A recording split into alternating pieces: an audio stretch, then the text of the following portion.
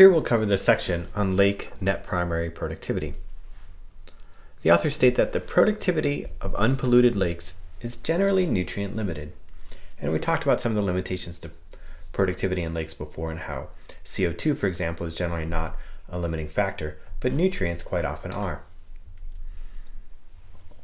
Now, stratification in lakes is important in determining nutrient limitation, and there are seasonal patterns to nutrient limitation.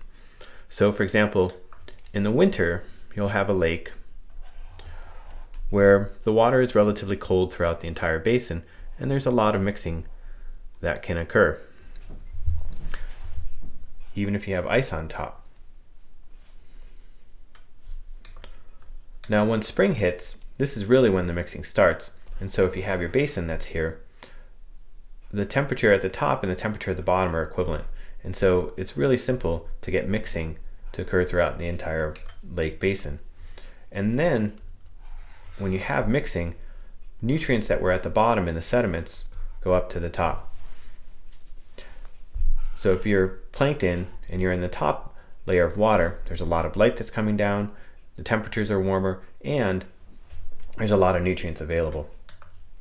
By the time summer hits, you start to have stratification. So you have warm layers of water sitting on cooler layers of water. And in these warm layers of water, there's mixing, but there's no mixing with the water below. And as a consequence, any nutrients that were here initially are the ones that are there during the summer. And you can't replenish those nutrients once they're used up, especially if you have loss of nutrients due to transport of material out of that area. So the strongest nutrient limitation that you get is often during the summer, when you have this stratification and phytoplankton are trapped in this euphotic zone and in the mixing layer. By the time fall hits, temperatures are pretty similar again throughout the entire water column, and you're going to have mixing throughout that entire layer. But your temperatures start to get lower and productivity is lower. So we think of nutrients being limiting in lakes quite often, but there's a seasonal pattern to how limiting they are. And in the spring, limitation is the least, and in the summer, limitation is the most.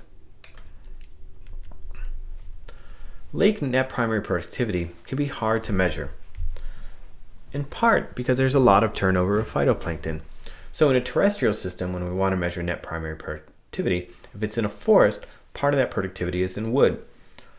And we can go to a forest every 10 years, and by taking a look at the rings in wood, determine how much wood was produced. Not much of that wood is going to be lost. Leaves turn over on a more frequent basis, but often on an annual basis we can determine how much leaf was produced. Phytoplankton don't live that long. Even in the absence of grazing, phytoplankton might only live a week. But also, if you're to go into an area with phytoplankton, you'll have grazers of phytoplankton. And these graze down phytoplankton such that their longevity might only be a few days on average. And so looking at the accumulation of phytoplankton biomass is really hard when it's getting grazed down. In addition, it's difficult to measure exudation by phytoplankton, and it's estimated somewhere of approximately 13% of all the gross photosynthesis that happens is exuded by phytoplankton into their environment. So we have a situation where turnover is relatively high, and it's hard to measure some of the exudation that occurs by phytoplankton, and this makes measuring net primary productivity in lakes somewhat difficult. Now, when we look across lakes, productivity of the lakes are heavily influenced by the terrestrial matrix. So with nutrients being important, having too much nutrients can be a bad thing, and that's part of the process of eutrophication. So eutrophication essentially is Greek for meaning well-nourished. And lakes, for example, can become too well-nourished if too many nutrients are put in. There's a number of examples where eutrophication has impaired waters, both for lakes, rivers, as well as coastal areas too. And essentially, it's the matrix around the lakes that's important for determining nutrient input to the lakes. And when you have a lot of nutrients that are being put into the lake, you can get production that's considered excessive. And there's reasons why we consider that excessive that we'll talk about later.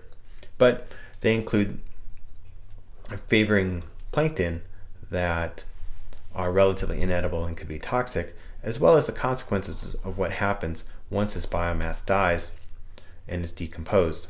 And you can see a lot of lakes will include aeration to introduce oxygen, because if they didn't introduce oxygen, the decomposition of this material would quickly use up all the oxygen in the lake.